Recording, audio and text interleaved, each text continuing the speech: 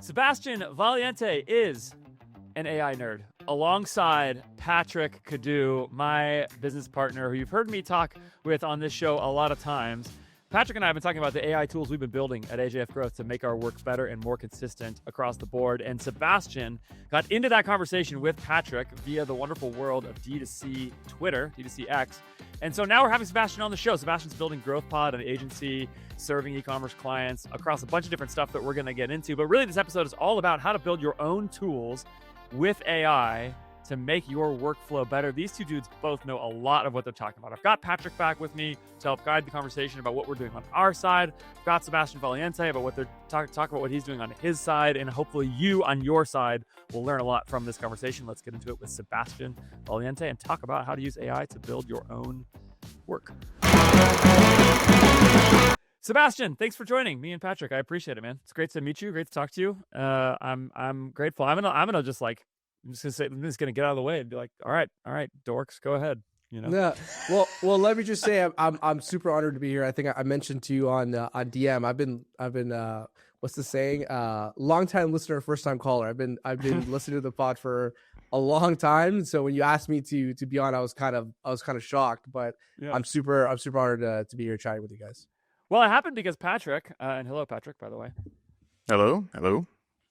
It happened because Patrick had connected with you before, and he's like, this dude's really smart. He's got a lot of stuff to say, and I hadn't seen it really or known about it. It's sort of outside of my main lanes that I had been thinking about, but of course I've been thinking about these things a lot more, and I'm joking about calling you guys nerds and dorks about AI stuff. I'm extremely grateful for it, and extremely grateful for the ways that it has made our work better, and so I'm really glad to have you to talk about it.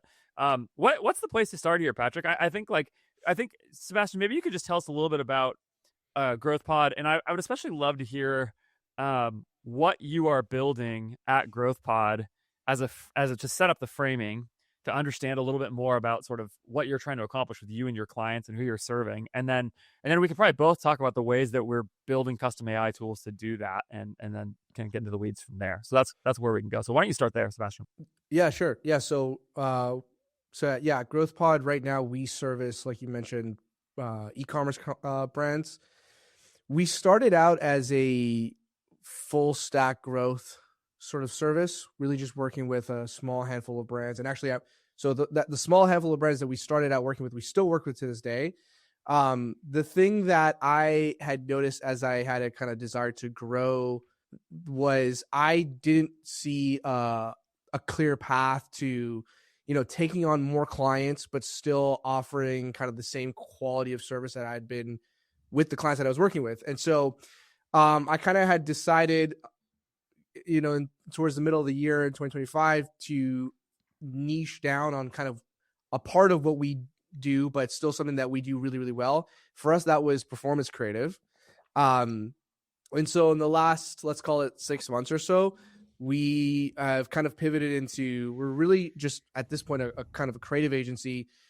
Today, we're largely focused on, creative strategy and deep research and mixing that in with static ads. And so full transparency, it's something that we're still kind of like actively figuring out. But right now, that's kind of like the model that we're engaging with brands, where we are kind of coming in and we're sort of like a static ads / creative strategy partner for the brands that we work with.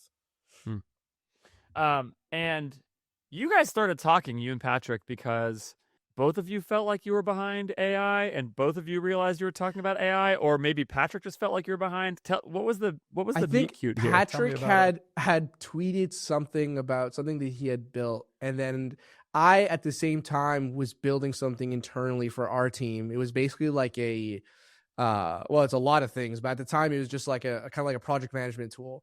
And I there was no one that I could tell that like cared. So I was like, oh, this is cool. People are talking about this. I'm just going to insert what I've done here. And I just put in the thread. And I think, Patrick noticed, and then we kind of started chatting in the DMs after that. That's awesome. So got a little help from Elon on the algorithm, Patrick, or were you following Seb before that? Like, By He the just way, jumped I in. like the ASMR you're doing here. You're drinking your drink right up Oh, next can to you the hear it? microphone. We're Sorry about really that. good. No, it's good. Yeah, we could probably use this audio recording for some ads or something like that. For certain things. Um, yeah. No. So okay. So you guys started DMing. Oh, I see. And because of the content. Yeah. So okay. So then what was the initial take here? Like, what did you guys start building and talking about? And help guide me here, Patrick. Where do you Let think me the biggest things have been that you guys have been able to converge on that have helped you guys get this stuff better?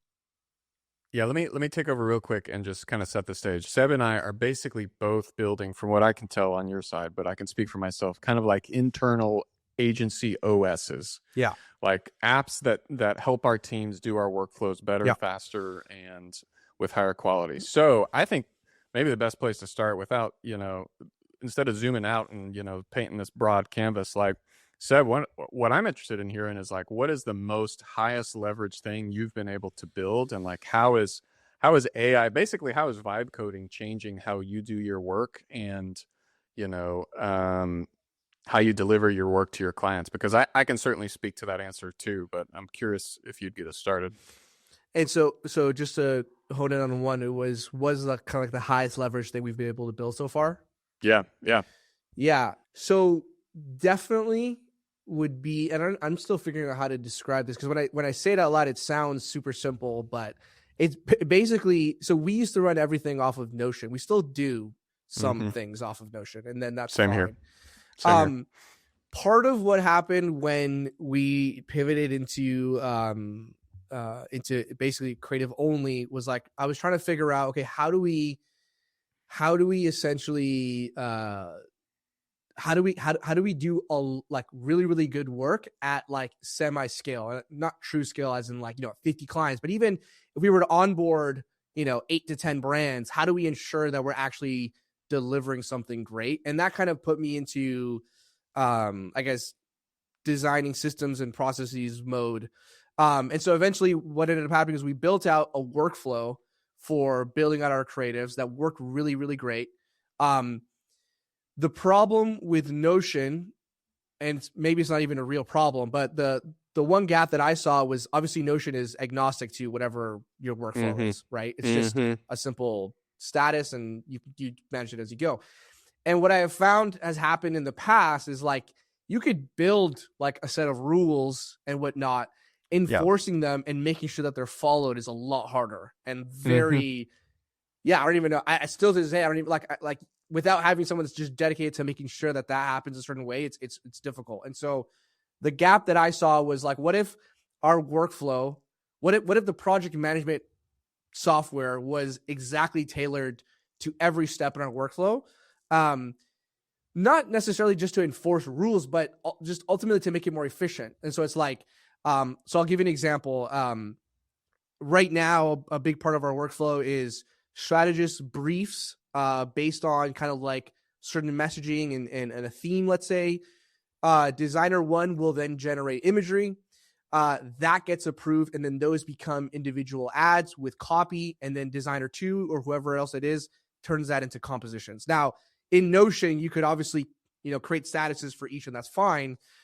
Within our software, when you create a new card, the first thing that it'll ask you is, okay, enter all the details about the brief. Hmm. When when it gets assigned to the designer and it's his turn to, let's say, submit imagery, it is the UI is specifically designed for submitting imagery, and it Yep. can't move into the next stage unless he does that. And Yep. so that just as an example, but basically what it's allowed us to do is tailor the project management software directly to our workflow, which both ensures that things happen the way that we need them to happen, but also, and this is what I've loved the most, is like the feedback that I've gotten from my team has been like, it has like, I have to think a lot less now in my day to day. Yeah. Like, I I'm get to not do my having to, work, yeah, my exactly. real I'm not work. having to figure out, okay, where do I need? It's just like I show up, I open the screen, I put my stuff, and then I'm off. Like, I'm on to the next thing. So that's, we've built a ton of stuff, but that has still consistently been the thing that I think has, like, yeah, like at least 2 to 3x our output. And not just output though, it's like it's ease of, it's like convenience. Yeah. It's like I can tell that my team is not as like burdened, which I like. Yeah. It's overwhelmingly my favorite part of these kinds of AI tools is it really has surfaced for me. And this is where like I said, I jokingly disparaged you both in the intros by calling you names. But I actually am like so grateful for it because like what it really did is for me is it has made me realize how much of that stuff existed that I didn't even realize was there. Because as you take it away, it's like, oh, I don't have to like do these details in the same way I used to. And I hate those kinds of details. Patrick will tell you, like, I get really, really burdened by them. They really weigh me down. And it's all of these things that are not really the work. They're really not. They're just like ways to make they're ways to make the work get to the next person or whatever, but they're not really the work. They're not the most interesting or fun parts or anything like that. And in those respects, AI, that's where like I have found this kind of stuff that Patrick has built for us to be so freeing and so just delightful. Like it creates more joy in my life. Exactly. You know? Yeah. I don't know, Patrick, what you want to say about that?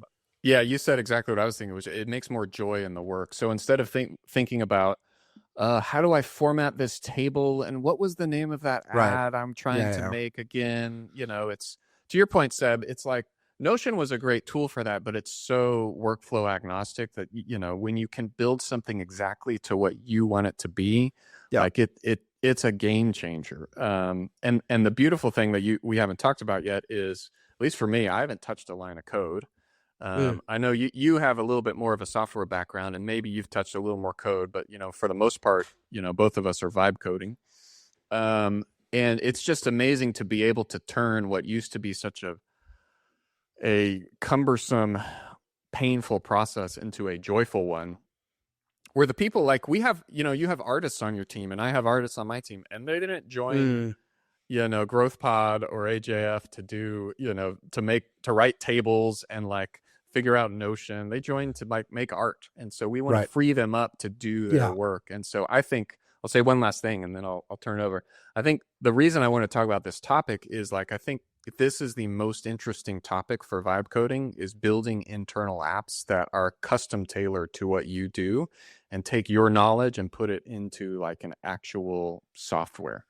You know, nobody's going to code a NetSuite or like a Klaviyo, you know, like those tools aren't going away, although they're probably going to get, you know, their margin, you know, those tools are definitely going to become smaller and smaller, but like the ability to create these internal tools, I think is huge. So I don't know. It probably, I guess next question, Seb, like, it probably sounds boring to you because it sounds boring to me a little bit to share, but whoever's listening to this is like probably really interested in like the specific examples. So I can give some, but I'm not the guest. You are, Seb.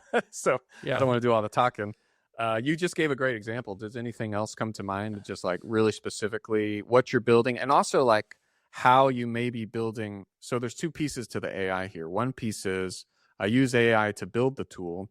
But then there's another piece, which is I use AI inside the tool to generate, for us, we generate copy inside the tool with AI. Maybe you generate images. I don't know if you told me you do that. I know other people I've talked to do. Yeah. So right now, so actually funny enough, right now for anything that's like generating assets, whether that's image or copy, we kind of already had workflows outside like that, like within, let's say Claude, like the UI is like using Claude projects. We use a lot of Flora. If you guys have heard of that, it's like a canvas UI. So we're using that so like what's a Flora? lot of that. I don't know Flora. Tell me. So Flora let is let me speak for the people who don't know anything. So Flora, I think if you look it up, it's like florafauna.ai. It's just like a canvas tool. Think of like a Figma, and you like plop in a square, and you can select an image model, give it the prompt. It's just a more creatively intuitive way of interacting with image models versus like a chat window, if that makes sense. Yeah. So we're not, I haven't attempted, and I probably won't for some time, just because the stuff that we're doing now works, to like replace stuff like that. But, for example, like stuff that we are using AI for in the actual platform is like, a couple of things. So let's say, the designer that's building out the composition for an ad submits it. That goes through various AI checks to check for things like typos. Is there enough contrast? Is there anything that's like super off-brand that the client isn't going to like? Things like that otherwise someone would have had to do a manual QA. And we still do manual QA, but having that extra layer there that no one else has to do is nice. But that's I mean, nothing else that we're using like actual AI for. A lot of this stuff is like really kind of like small and menial things that like, you know, it's just like no one's going to want to do it anyways type of thing. Yeah. That's a good framing. Yeah. Make it do all the things nobody wants to do, and then give the artists the freedom to kind of use the tools that they want to do the work. Yeah, exactly.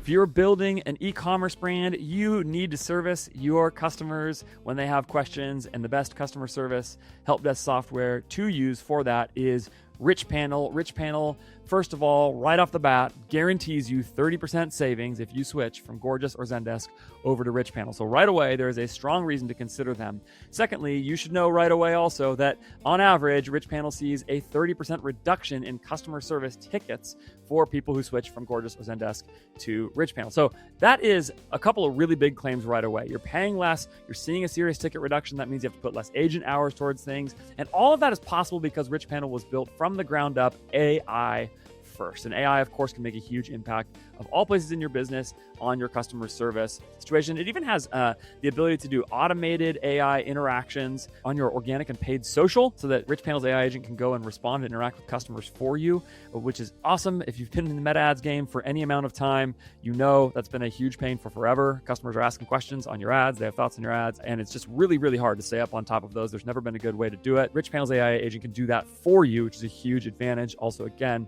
reduces the amount of human hours you need to put towards that kind of a problem. RICHPANEL is built to work with you if you're at $0 and just launching your brand all the way up through 9-figure plus brands. Like Ridge is using RICHPANEL for their customer service help desk software. So if you think it's just for small brands or something like that, it's not. It can scale with you as your entire business grows. Get on a call with them. They promise a 2-week transition from other software over to them. They know you don't have time to waste getting agents up to speed and all those kinds of things. So go to richpanel.com.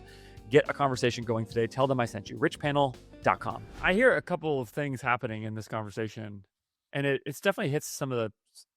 This is slightly less specific. I actually would love for everybody to maybe show some examples of some of these things or something. I hear when you're talking, Sebastian, a mix of here's the way we're building custom tools, and then here's also the sort of publicly available tools we're relying on, and here's actually where we're not building custom tools as well. Like you said, there's some kinds of work that you're not building for. And you might not have the answer here, but I think almost every organization is wrestling with this right now, which is like, how much should I go super custom and build myself versus how much should I use publicly available versus how much should I actually keep AI out of this? Like, or, you know what I mean? And I don't know if you have any central principle that you're using to evaluate that, or if it's just a matter of resource allocation, or it's definitely something Patrick and I have wrestled with a lot because it sounds like when you're describing your setup, there's a mix of all three of those things. Definitely. I think, we talked about this, Patrick, at one point. Like there are cons to building things yourself. And it'd be interesting to chat about those. I think for me personally, it's in terms of deciding what to build and not to build. It's really a matter of like, okay, first of all, do I have a clear path in my mind to how this would get done? Yeah. Okay, let's say that check gets passed. Great.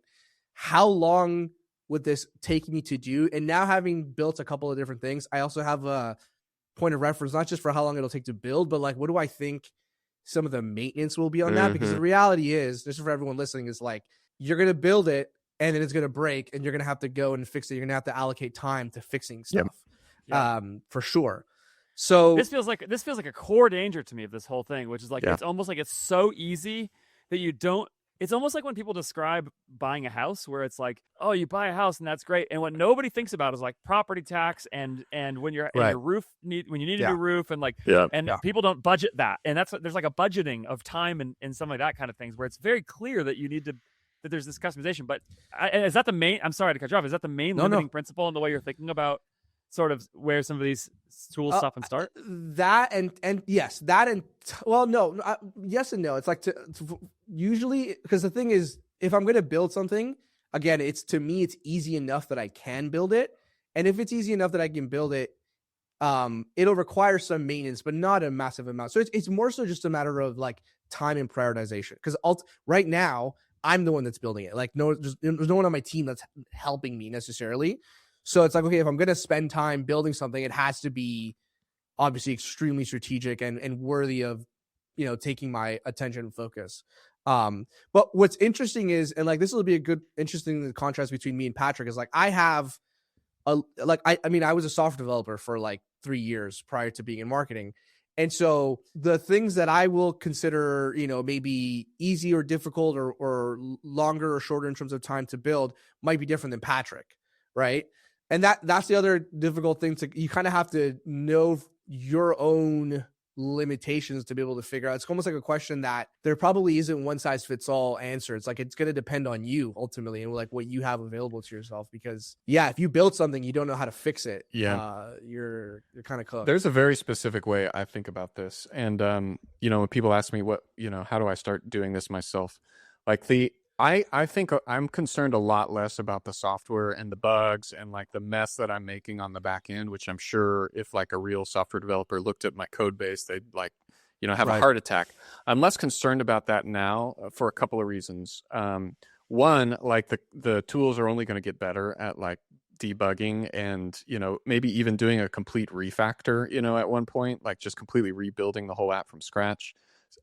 And even if they don't, like I'll hire somebody that's way better at this and cheap enough to just go fix it all for me. And I know there's software developers like cringing at that, but like that's just the reality. Like these problems are gonna get so much easier to solve that I'm not concerned about them for the tiny little tool that I'm building. And it's becoming bigger and more complicated, but in terms of like real enterprise software, it's nothing compared to that, So I'm not concerned about. I was with a sorry, finish. I don't want to cut you off. Yeah, I guess the only other thought I had was like, so that's a piece of it, and then the other piece of like knowing what to build, like that's the more interesting piece, which is I don't actually have to know anything about software really. I mean, I understand the foundational underpinnings, but I don't actually have to know what React is or like what I'm actually building. The most important thing to know is what you touched on, Seb, which is like, what is it I'm trying to accomplish here? And what is this workflow? And so for Andrew and I, we were just talking about this before the call. It's like, part of us doesn't want to talk about what we're doing because it's become so easy to replicate. But the other part is like, we actually think we're some of the smartest thinkers in the space. And you can't build any of this without having a clear point of view of what it is you're trying to accomplish. And so for us, like our creative briefing workflow, like that's what we mainly use it for. Like I spent 6 months like actually honing exactly the steps that the team needs to take, who needs to take the steps, what is it the outputs are, and so anyways, I'll hand it back to you, Seb, but like I think that's the real skill here, because all I've done is prompt AI to take what I've already designed and turn it into code. And so that was the real hard part, to be honest. Yeah. What I was going to say earlier was, and this is just more so just for people listening, is like I was with a friend of mine who's a CTO at a big AI company, and I was showing him a bunch of the stuff that I had built, and his one of his only questions to me was like, "Oh, how are you dealing with like it was like race conditions and like basically issues of scale?" And I was like, well, we don't really have to deal with that because it's just I got 20 people using this thing, Right. What I have found is most of the problems, not all, but a lot of the problems that like super, serious software engineers fix are issues related to scale. Not when an app is being used by like 10 people, even 20. Like that's nothing. Yeah. You know what I mean? Yeah. And so it's like it's when it's not massive software, it's much more forgiving. Like it doesn't really matter if your code is quote unquote bad, because it's like it's not like we're trying to ship this out to thousands of users. Yeah. And if there's a and so bug, that's a good thing. If there's a bug, your whole company doesn't tank. It's just you got a pissed off creative strategist that's like, I can't do my work, and then you fix it. Yeah. Exactly. Yeah. Or you run a workaround in the meantime. Yeah. We've had to do that, by the way. It's like, it's like for our briefs, it was like we at some point one of our strategists wanted to like attach images, and like I was like, I didn't have time to add that, and I was like, just send in a Slack. Yeah. In the meantime, I don't know. The short way to summarize what we're saying is that the upsides are just so far beyond the downsides and the challenges. Yes. Well, but what I would say it's actually a perfect illustration of the idea of the democratization of software that people talk about with AI, where it's like the whole reason neither of you could have built these things before is because you would not have had the time to go actually code Yeah. an app that is this small. So instead, you deal with the thing you described earlier, which is like the shortcomings of Notion as a specific use case for a brand, and you figure out. You go have a conversation with Jess Bachman about how fire teams using Notion for their workflows, and you learn from them. And I had that conversation with Jess a couple years ago, and it was like, oh, this is a crazy process.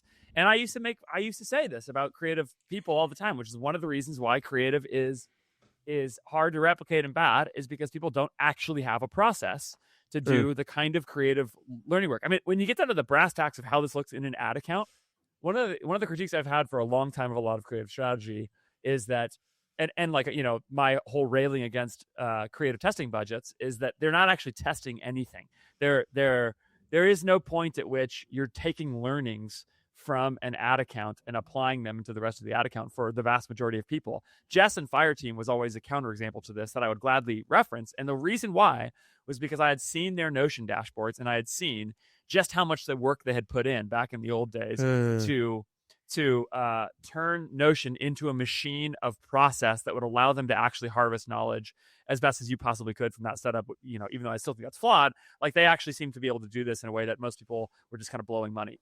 And the thing is, that was many endless, countless hours of work that was hard to replicate as they grew and all these things. And they had to share how to do, and they had custom and whatever. And now it's like, oh, you don't have to go do all of this stuff for like one process for this one thing. Instead, now it's like, now you don't have to have a team of developers, and you don't have to have a, you know, pathway to $1 billion outcome to hire developers. You know, you can actually just go and say, we'll just build the thing custom for ourselves, because exactly what you said is true, Seb, which is like, I don't need it to work for 10,000 people.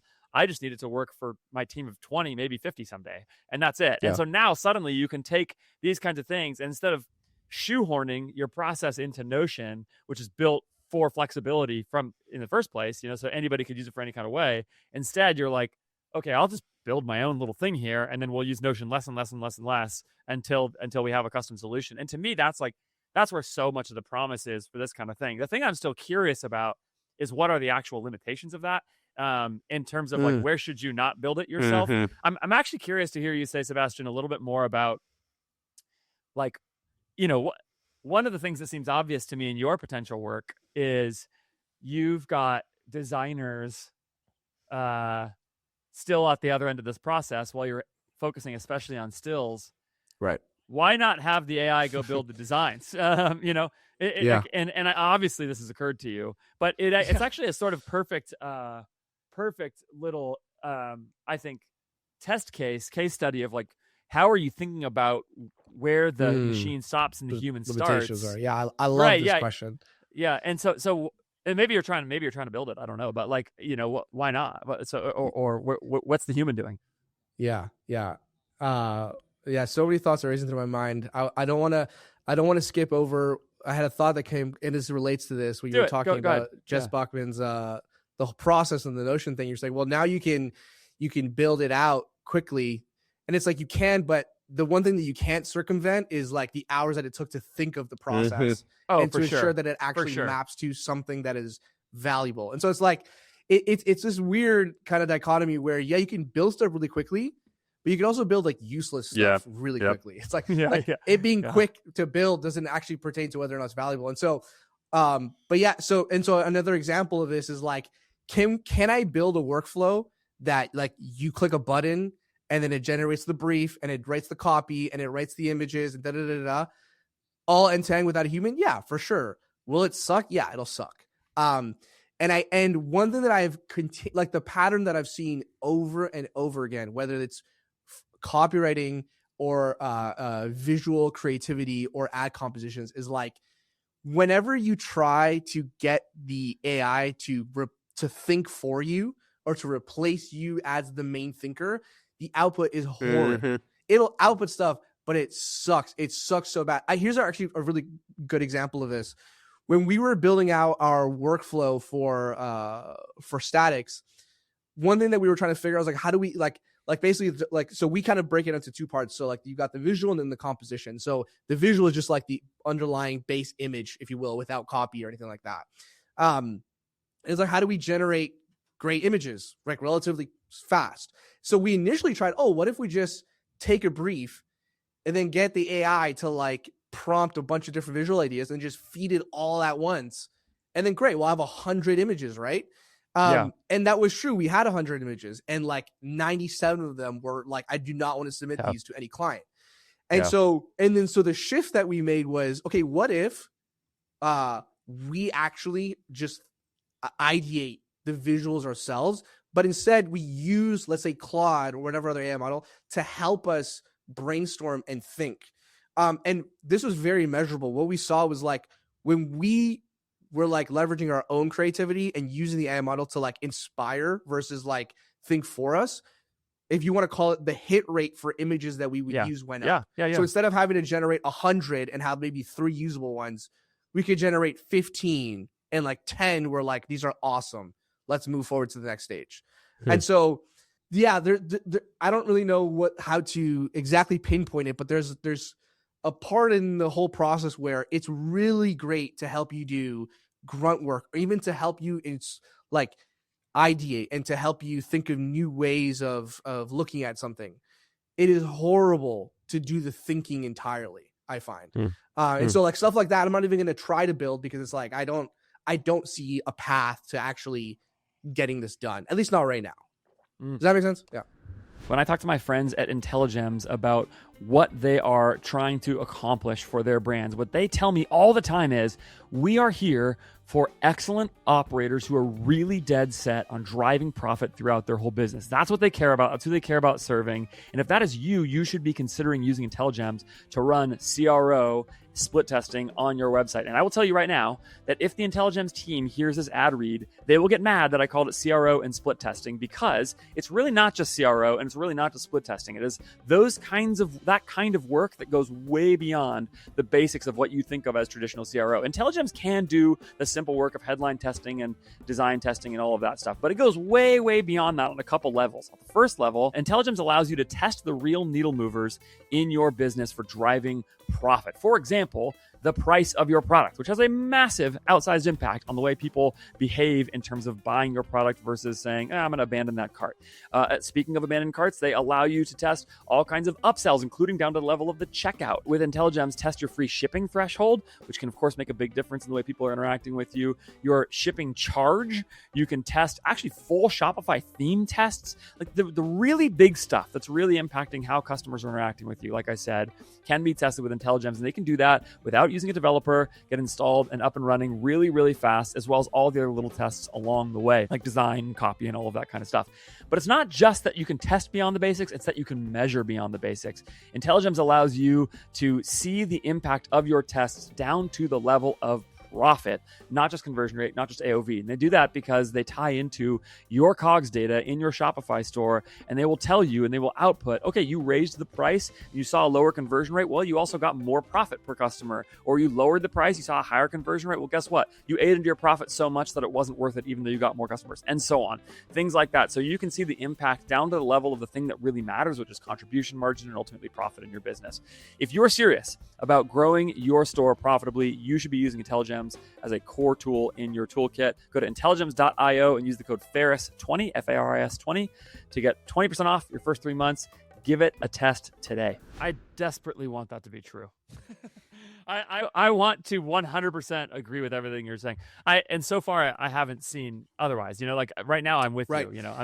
The question and is, I'm happy to concede when I see it. I'll concede. I just have not. I'm not even I've not seen it in an external tool. I've not been able to crack it myself.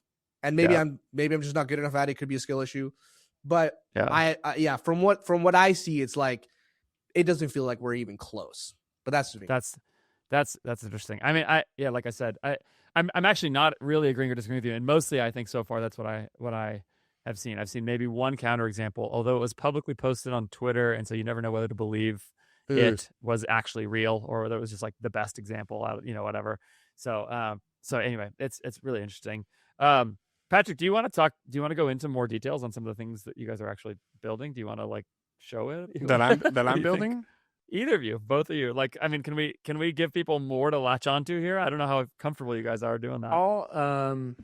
I don't have anything kind of ginned up ready to show that's not like private client information, but I can talk through. Okay. Oh yeah. I can talk through I can talk through the basics of what I've built so far, just to give the audience some ideas on where to start. And I'll give you this one for free. You know where I start? So I've done. Let me just lay the table that I've thought a lot through my workflows, and I know we've already covered that. But where I started in Lovable, which is the latest tool I've been using, I experimented with Claude Code at first, and it's awesome. I loved it, but it was a little above my technical skill in terms of just usability, and so in certain ways. So I moved over to Lovable, and my literal first prompt in my new Lovable kind of project was, build me an OS for my meta agency. I mean, that was the prompt. It's like that's hilarious. That's so funny. To be clear, it did not one-shot anything at all, but it built a dashboard that was like, oh, okay, all right, that's interesting. I can use this, and it's completely changed over time to where it doesn't look anything like the first prompt, but like you start somewhere and then you iterate over time. So where it's iterated for us, it does a few things really well. One, we have a brand page for all of our brands that has a spot where we upload structured information about who the brand is, how we talk like the brand, things you can and can't say for the brand. Yeah. Like basically everything I'm building in here tries to solve a very specific problem that we've encountered over and over with a client. So for example, in the past, and this is common with any agency or any creative process, the client will say, well, you can't say that ever. Don't say X, instead say Y. And it's like, how do we drill that into our creative strategist's head? How do we drill that into our copywriter's head? Well, now there's a spot you put it exactly in the brand dashboard. And it says, what are the things you cannot say? Fill this out. And so there's a list of everything you can't fill out. And so what do we do with that list? We have an entire workflow about how we plan and brief our ads to our artists. So our workflows start with a weekly brand plan. We just do a brain dump. The workflow turns that brain dump into structured information that can be parsed out into individual pieces of work. And then we brief those ads in this OS using kind of an LLM in the background to brief those ads. Okay, so now there's instead of having what we used to have, which was a manual person go through all of our ad scripts and do a quality check to make sure that things weren't being said that shouldn't be said. Now you click a button and the AI goes, hey, what things can I say? Oh, you can't say those things. And it does a quality check on all of our ads before they get submitted. So like that's a perfect example of like something that used to be so painful, and now it's just every time a client tells us you can't say that anymore, you put it in the table and you forget about it. And not ideally, you don't forget about what your client says. That's not what I mean. But like you don't have to constantly be keeping that top of mind. Again, like that's not what a growth strategist enjoys doing, is like remembering what can't I say. So now you don't have to remember that anymore. You just click a button and do a quality check at the right stage in the concept briefing workflow. So that's one thing we do. We've built out all of our ad formats in great detail of like what we're building and how we're built, what kind of ads we brief.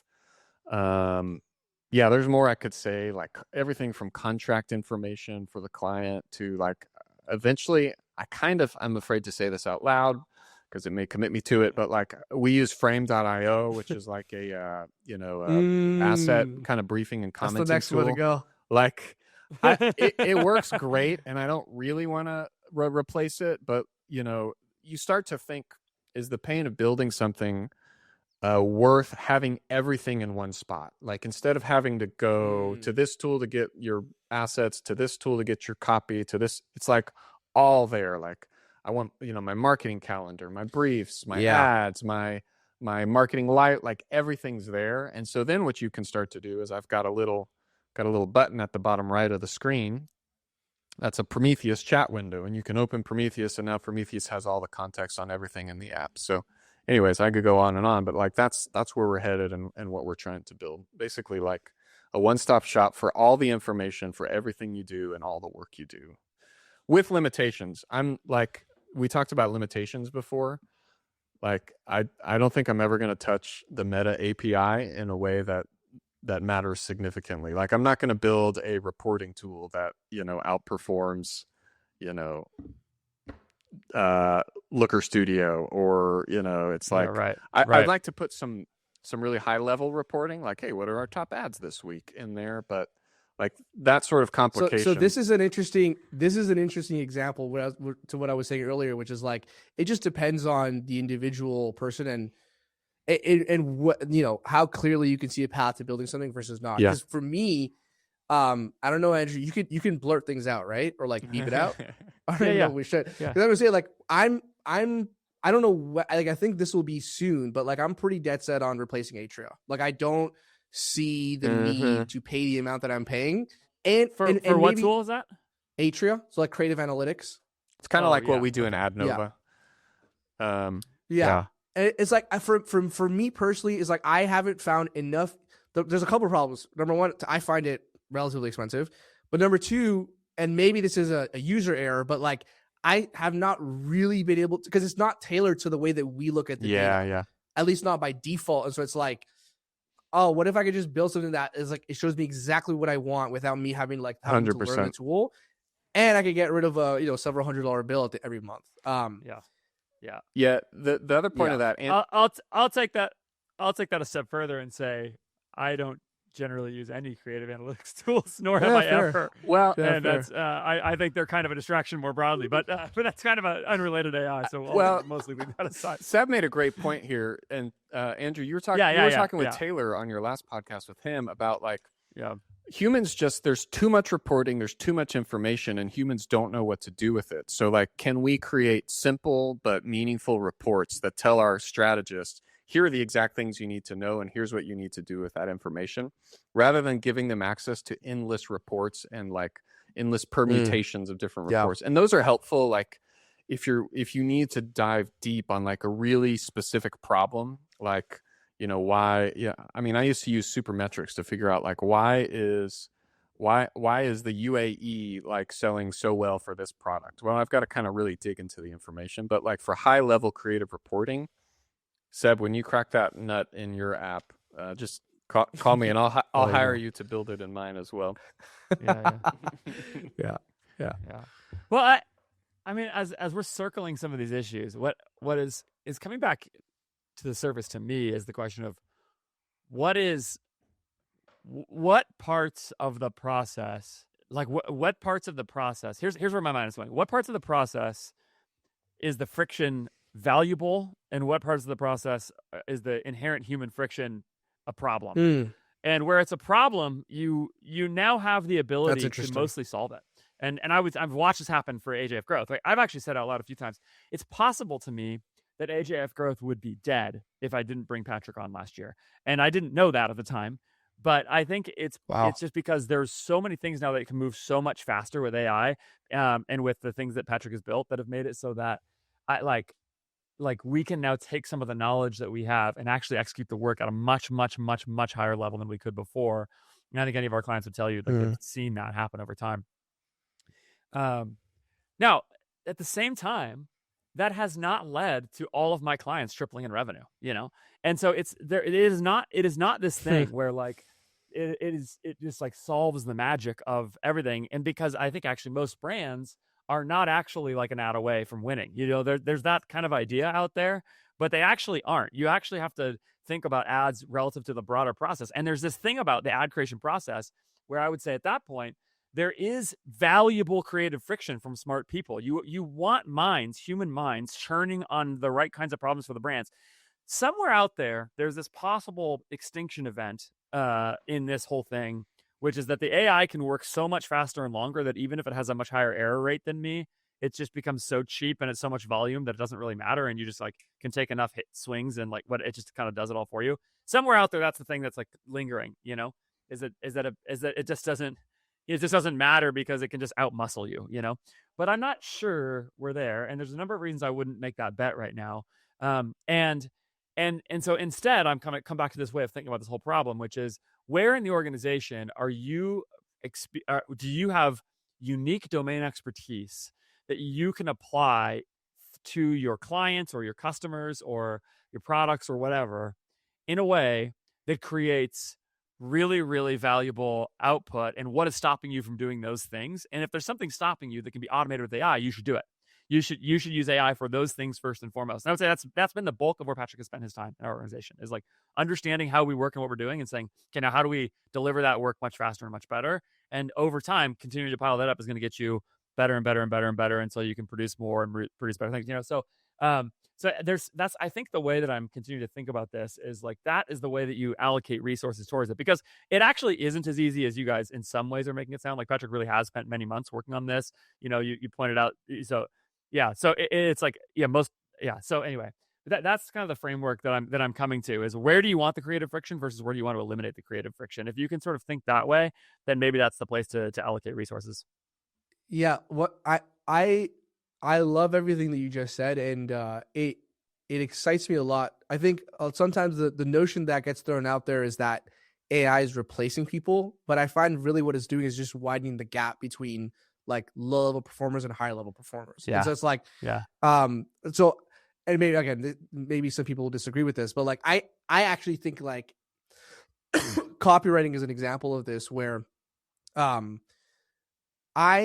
it is still, I think, immensely valuable to be a great copywriter, because it goes back to the thing of the images. It's like you could either get, like you said, you could get the AI to like spit out 4,000 whatever versions of a headline, or you could be good enough to know like here are 10 that'll work, and then use the AI to inspire you to kind of iterate on them.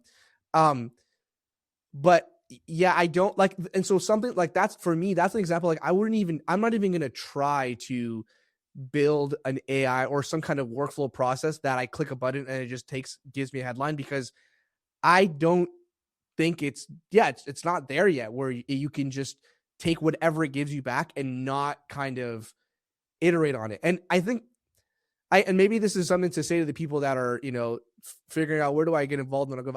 I still think that if you do nothing with, let's say if you're some kind of creative strategist or a version of a copywriter, and you do nothing with AI and you just become like a cracked copywriter, you should adapt at some point. But I still think that you're going to be more valuable than the guy that, is kind of mediocre but has AI. I think the problem is it's very hard to tell the difference between that and AI may also make it so that the average copywriter now gets a much higher level. Like essentially, I wonder if what you're saying is true for the top 5 to 10% or some number in there, where that person is still going to drastically outperform AI. But the thing that AI has done is taken all of the sort of middle tier of people who are actually not that great anyway, and eliminated them. Because fair enough. That's true. Because maybe it's not a great copywriter. Maybe it's not the best copywriter. Maybe it's not. I think of my friend Leanna Patch, who I've had on the show a few times. Like Leanna's like 1,000 times better and more creative and funnier than like most people I've ever talked to about copy. She's so good at it. And I don't think Leanna's getting replaced, but because her stuff is so out of the box creative. I mean, at least enough stuff. But what I wonder is if like a lot of if like the next tier, if AI is like can actually instead say there's a tier below her that it can actually you have to now be better to get above that tier. If it sort of raises that bar in some way to where a lot more people are not going to be able to actually clear that anymore. That's my theory. Patrick, you're grinning over there like maybe you think we're both down. Well, let me ask you, Andrew, how many copywriters do we have on our team anymore? Well, it depends what you define a creative strategist as. Which, we have no copywriters. You could merge the two.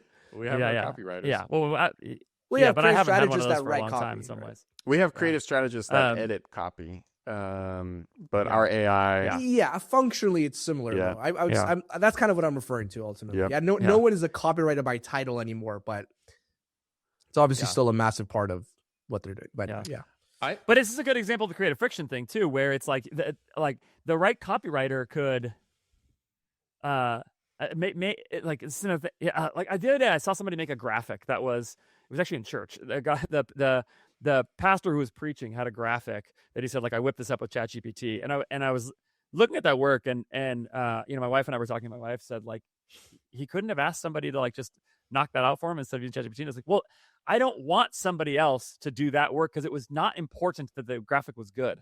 There's a kind of graphic work that was functionally the same as moving something on a screen. It didn't really require any skill. He just needed to illustrate something in his talk, So it didn't matter how perfect it was or great it was. And it's not the kind of thing I really want to spend human hours on. And I would think about this with the copywriter thing too, where it's like there are actually a lot of ads where it doesn't matter that it's like you're actually David Ogilvy. For a lot of performance marketing on the internet, you actually just need it to say like, we're having a sale, or even just like this is a really good product, Yeah, and even having a sale is maybe an unfair example because there's other ones where it's like there's an unfair. So there's lots of other creative that actually doesn't require you to be that kind of elite tier copywriter. But I also think more brands should think more carefully about how words express their brands, and that they ought to apply that kind of thinking somewhere else in their business. And maybe that elite tier copywriter can use AI to do the things that you said, Patrick, which is like make sure that people don't say the wrong thing or do say the right thing. So there's some way in which that really elite tier copywriter, like my friend Leanna, right? Like I was talking about, could she use AI to help? And I don't know how she's using it or not, but like, could she use AI to help set some rules and boundaries via her creative brain across the brand that get into AI? You know what I'm saying? Like there's a kind of higher level of work. It's like production design versus like a creative director, that kind of thing, Yes. And so anyway, so I just wonder if that's the way to think about this: is what are the right skills for the human who's really, really good, and then how do they use AI to leverage it more? So theoretical. We got only a few minutes left. Let's do rapid fire. Give people a couple of things that are like the clear ways in which they should be thinking about this right now, as clear as possible. Just like what are the big tips that you have for people? Go do this in your organization right now. And go, Patrick. I say open up Lovable or your vibe coding app of choice. Don't get prompt stage fright. Just dump something in there and just start working. And maybe the one thing you do before doing that is try to have a clear idea of the first thing you want to accomplish, like the first workflow you want to turn into a tool. And that's it. Just start, and you'll be surprised at how far you get in a day or two. Yeah, I would say if you think about things that need to get done on a spectrum of like, on one side you have really strategic things, and on the other side you have really just like purely executional. It's probably better to start with things that are just purely executional, just like a series of steps that need to get done, and kind of start on that end and start small. I think +1 on the Lovable thing. It's much more consumer friendly, especially for people that are like just have zero technical background. Start there. And I think as you start doing it, it begins to open your mind. Like, oh, I realize I can do this and I can do that. Yeah. But you kind of need to start somewhere for sure. Yeah. Yeah. Seb, what kind of people should hire you to do work for them? What kind of brands? If you're looking to scale up creative and hit new winning ads, we do obviously creative, but I think the real leverage in what we do is still ultimately the strategic part behind what we do. It's like, we're running weekly deep research sprints. We're trying to figure out what are the net new angles that you're not tapping into, what are different ways to communicate things that you guys are already communicating the ad account, and ultimately find ads that will move the needle. Then I think would be the right fit. Can you say more about how you're doing that for people? That's something we didn't even touch on. Like, what does that process look like? What does the deep research sprint look like? What kind of information are you getting that people are not getting on their own right now? You know what's funny? It's like it's less. I think we're on the research side. It's less because everyone has access to all the same amounts of data and everyone can run the same prompts. Ultimately, I think the thing that we can offer is like we prioritize data in ways that people either just don't have the time to or don't know how. Like very rarely do you see teams spending, let's say a day or two out of the week just sifting through, okay, here's a ton of new insights that we've kind of pulled from various sources. How are we going to prioritize stuff, and how's this actually going to translate into net new creative that goes out weekly? And so that's something that we're kind of doing basically on a weekly basis for all the brands I'm working with. Yeah, it's really cool.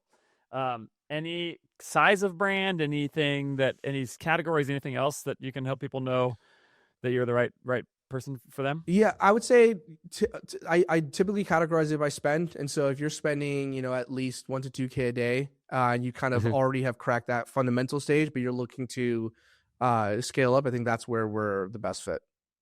All right, awesome. You should reach out to Seb to do that for your business. Seb, the place to do that is growthpod.ca. That's correct. Yep.